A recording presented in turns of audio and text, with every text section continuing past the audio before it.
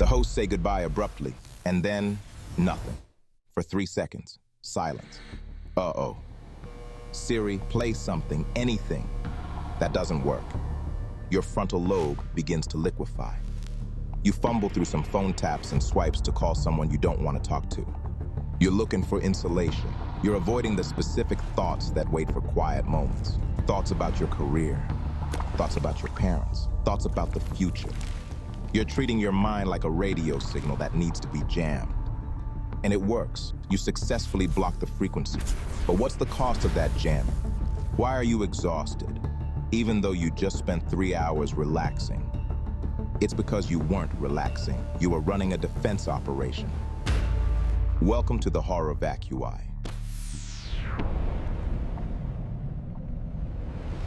There is a specific kind of room that causes ocular despair. The high Victorian parlor.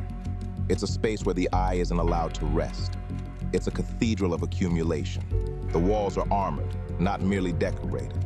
Oil paintings hang frame to frame, floor to ceiling. Every table is crowded with porcelain figurines, clocks, and busts. The patterns of the wallpaper fight the patterns of the rugs, which fight the patterns of the drapes. Art historians call this phenomenon Horror Vacui, fear of emptiness. It describes a suffocating aesthetic strategy where more is more. The term also applies to the canvases of the Northern Renaissance, the Wimmelbilder, or teeming pictures of Bruegel and Bosch. In these paintings, the canvas is colonized by a swarm of competing microdramas. A peasant spilling soup in the corner is given the same weight as an army marching in the background. There's no hierarchy. There's no focal point. The artist refuses to leave a single square inch of the background empty, creating a dense, vibrating wall of manic human incident. In that realm, the visual suffocation intentionally evokes discomfort. With the interior design of the Victorian age, Horror Vacui diagnoses a neurosis. This density wasn't just an aesthetic choice, it was a psychological defense mechanism. To the Victorian mind, an empty surface felt like a vulnerability. It felt like poverty. It felt like a lack of culture and status. So they filled the void. They shouted, "I exist," by cramming every square inch of the visual field with evidence. If I have a vase, I am civilized. If I have 50 vases, I am 50 times more civilized. Nowadays, your living room may not look like a Bosch painting.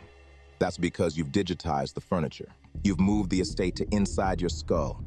If you could walk inside the average modern consciousness, it would look like that Gilded Age mansion. No negative space, no bare wall. Every gap in the architecture plastered over with content. We glue an infinitude of stories to our neural pathways. We have a podcast about the fall of Rome playing while we brush our teeth. We have undeniably great novels read to us while we wait in line.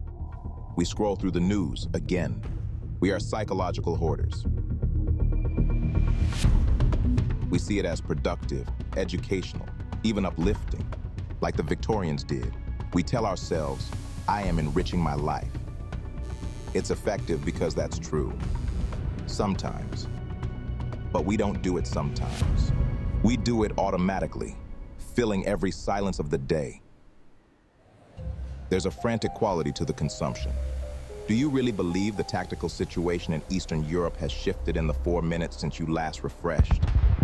The inputs themselves are often high quality. This isn't about filling our heads with garbage. We have impeccable taste and stuff our skulls with only the finest marble statues and floor-to-ceiling masterpieces.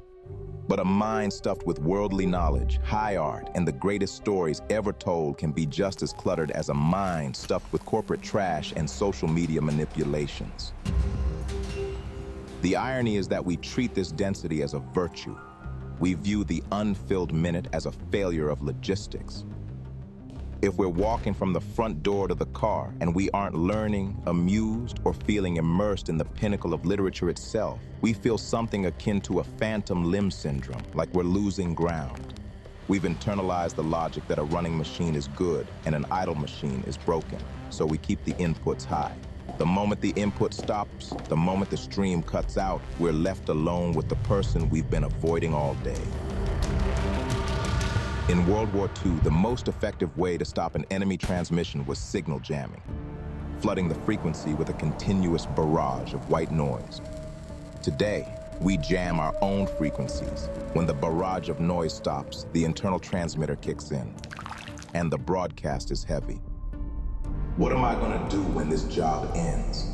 Am I being too vindictive with my father? Is there anything I can do to protect my family from the impending end of days? I should be making the most of my subscriptions. These are not fun thoughts. These are high stakes, existential challenges. They're the structural stress tests of your life. And because we don't want to face the challenge, we treat the signal like a hostile transmission, so we flood the frequency. Among the options we've methodically curated, the specific content is irrelevant. It only matters that it's loud and occupies the bandwidth. We employ a roster of digital strangers to jam the frequency of our own intuition. And it works. The anxiety about the world, about fractured relationships, is buried under sports minutiae, or it's wrapped in music that lets you feel the emotions you're avoiding, safely abstracted from your memories. Silence averted. But the cost of running a jamming station 24 hours a day is astronomical. You feel a low-level hum of anxiety, constantly scanning the horizon for a gap in the noise. What happens if your phone dies in a waiting room? It's a profound sociological event. You look at the other people. They're all safely tucked into their digital mansions. You're the only one out in the cold. You're staring at a digestive system chart, assigning a political affiliation to the pancreas. 6 chairs away, a guy's face goes from neutral to mesmerized, presumably over the defeat of the Spanish Armada in 1588. He is visibly maximizing the moment, and you feel like you're loitering. Why? Because we've internalized the belief that we are only what we produce, that any moment not spent striving is a moral failure, and that stillness itself must be eradicated. But the earth tells a different story. In the ecology of the soil, constant production is a death sentence. You cannot work the same field every single season without turning it to dust. You have to let it lie fallow. You have to leave it empty. To the modern eye, a fallow field looks like a disaster. It looks like lost revenue. It looks like laziness. Why is nothing growing there? Why are we not maximizing the yield? Get the tractor. But the farmer knows that empty is an active state. When a field is fallow, the soil is regenerating nitrogen. It's fixing the damage of the harvest. It's preparing for the next year. If you plant a crop, even a good crop, even a crop of great literature or important news, season after season, without a break, you strip mine the soil. You turn the ecology of your mind into a dust bowl. We treat inactivity like a sin, but inactivity is nitrogen. The feeling of boredom is an indication that things are going right. You can't be bored if you're being hunted, if you're starving, or if your house is on fire. Boredom is the all-clear signal. This luxury is not a threat to stifle with busy drapes. There is power in controlling what noise you let in, especially if that includes choosing no input once in a while. Japanese aesthetics offers an antidote to horror vacui. It's a concept called ma. It roughly translates to negative space. The space isn't nothing. The space is what allows you to see what is there. It's the silence between the notes that makes the music intelligible. In a tokonoma alcove, ma is the empty wall that allows you to see a hanging scroll. The scroll itself might be a sumie ink wash painting, where the unpainted white paper is just as important as the black ink, allowing uncluttered, calm contemplation. By trying to see everything, the Victorian hoarder often saw nothing. When we remove the clutter, when we stop jamming the frequency, we stop stuffing a competing microdrama into every available corner of the day, original thought becomes possible again. A fear about the future or a regret about the past creeps into the negative space. It wasn't invited, but we choose to let it in, to keep the channel unrestricted. That's the price of psychological individuality. If we examine the thought, we might find a valuable insight, and the rumination goes away, like a bully who doesn't get the reaction he wants. In the next negative space, we might remember how to notice our environment, not for judgment or any productive purpose, just to engage in the actual joy of noticing something. The grass on this path is way taller than usual.